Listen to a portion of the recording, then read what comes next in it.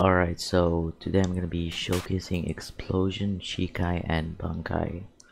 So you pull out your sword, press G, and we got these moves, alright?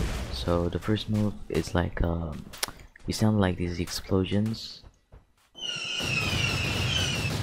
You know, it's self-explanatory. And the second move, upbring, as you can see, and the third move is like a pierce. I don't know why it just got put on cooldown for no reason. The third move is like some sort of pierce, as you can see, and that is that's just the Shikai. And now for the Bankai.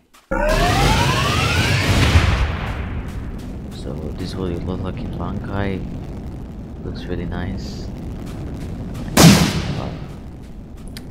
Explosive dash, explosive wall bangs. This is the Bankai.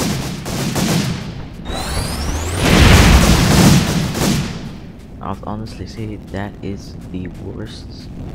This is the worst Shikai for sure. It's a common, so that makes sense, but it's the worst common as well. Yeah, it's pretty bad. This is definitely not something you should main, so yeah. I don't know, I still kept my explosion thingies after the Bankai.